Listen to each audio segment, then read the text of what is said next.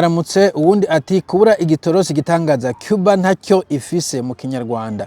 Ibihugu byose bidakorana n'abanyamerika babifatira ibihano. Ariko ntangazwa nuko uhora ubunenga kandi uzi ukuri. Mbere ya 2015 Uburundi bwaburaga igitorose.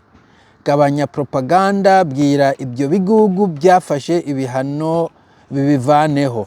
Bo sinze abantu bamaze imisi banyandikira ikinyarwanda ko ari abanyarwanda canke ko ari abarundi bavuga ikinyarwanda kubera hari abanyarwanda, hari abantu benshi babaye mu Rwanda n'ubu baracariyo, hari abakiriyo.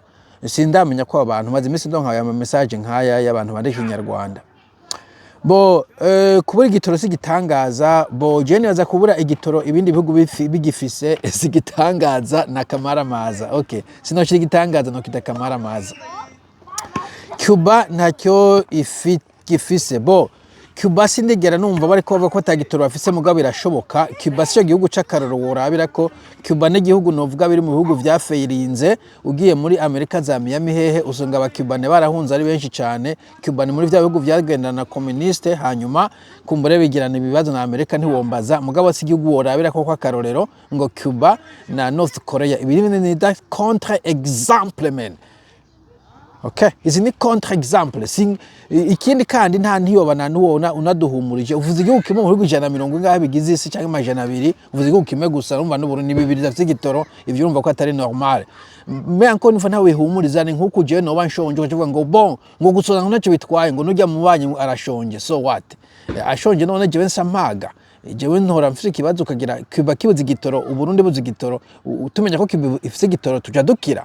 Nibidukiza sinuva gituma officier discussion nk'iyo ivyo byerekana afite sinzi hajye mu bangu umuntu arasuzugurana none umuntu aruzura nkuko wo mubwira gute bo ibihugu byose bidakorana na Amerika babifatira ibihano. Bo Amerika je sinumva yafatiye igihano Uburundi ba medantureka Amerika irakorana n'Uburundi niho kandi akubwira ko aba bantu je sindamubwiye bwabo iyo babutumbereye.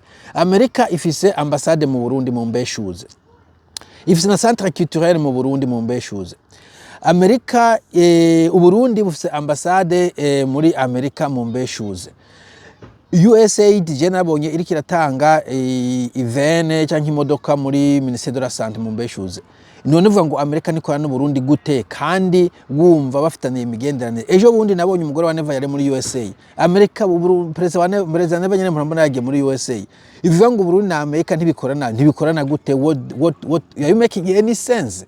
You're not making any sense, dude. Urumva? Bo hanyuma ngo ariko nuko uhora ubunenga kandi uzi ukuri. Bo je ukunda kuzi cyo ndabunenga ahubwo uri kuvuga utazi ukuri. Uburundi kasi ndabunenga ku gitoro gusa, ndabunenga ku bintu byinshi kandi sinenga Uburundi je nenga aba badede bakora amakosa menshi. Igitoro ni kimwe muri ivyo ni sinye nta nubwo ari ni nka consequence y'ubugaba bwabo, nta nubwo ari cyo ikibazo n'ubugaba bwabo, n'ububegito bwabo, n'ubusuma bwabo, n'ubunyoni bwabo, ni corruption. Hanyuma mbere ya 2015 it doesn't matter nimba muri 2010 baragifise ni muri 2025 baragifise tuko tuvuga uno munsi nta gitoro kihari uko mbere ya byari bari bagifise on sait jamais. Ivyo twabimenya gute? Ubwo wishonje ngo mbere twari duhaze none mwashonje gute? Mwabaye ibigaba gute muca murasonza? 2015 habaye iki gituma babura igitoro? Nikabaye akagagazo nyene kabadede. Bari bazo undi mukandida barepresenta bagiye kurenga amategeko batabibona, Arusha Accord bisha abantu batabibona. I don't know, bagiye kugwa n'amakungu batabibona. No, no gufatirwa ibihano n'ubugaba ni diplomacy nke y'u Burundi, so get out of here. Hanyuma gabanya propaganda, ahubwo gabanya propaganda. Uri kuvuga ibintu vya propaganda gusa nta bintu vya razo no kurashiramo. Puis niba nikunda propaganda izagenda wumvirize ibindi bintu. I'm tired and sick of you. Okay, bwira ibyo bihugu byafashe ibihano bibivaneho. Ruke nta muntu numwe afitiye ideni Uburundi. Abantu bagize ko amanyamuka batera igere baraguhagarikira ibintu. Uburundi ntabwo buri muri embargo, no mugihe byari muri embargo ubundi bwafite igitoro. Kuri Buyoya Uburundi bwari muri embargo mugabo byafite igitoro. Ubu nta embargo ihari, nta gitoro gihari. Na bihugu byahaniye ibihano, byafatiye ibihano Burundi. Hariho gusa ibihugu kumbure byafashe vyahagaze vyatanze imfashanyo, bitanga imfashanyo conditionnelle, amakondition yakwije ntibabiguha. Umuntu wese ase baraguha amakondition, twese twaraseze turabizi, twese turasaba turabizi. Ugiye gusaba arakubwira ati aya mafaranga yaguha mugabo akondition kisosi sora utavyemeye na yaguha harayo araguheraniye. Okay, hanyuma ubita ibigugu wewe uragenda gusaba hanyuma ukita ikigugu umuntu ugiye gusaba ahubwo ikigugu niwe uri kugenda gusaba. Come on dude, come on. No, nta siguro dufise n'imwe Burundi bwabaye muri embargo turabizi ntabwo hosenda arico gihugu cyonyine gitwawe abo umugabo witwaye Burundi bwari bagiye kwa muri embargo hatwo twazi gitoro ubu nta gitoro dufise n'ubugabo bw'abadede ibindi byose uri kuravuga nta sanse bifise ubisubize iyo ubivanye canke usubire mu kabari canke usubire kwirigara aha angaha ugomba kwisha ubwenge wahawe n'Imana niba hari ubwo yaguhaye itaguhaye genda ku mavi ubusabe Imana iguhe ubwenge. Sawa mugire umusumisa. Okay guys, narushine ku mugoroba abantu bamena umutwe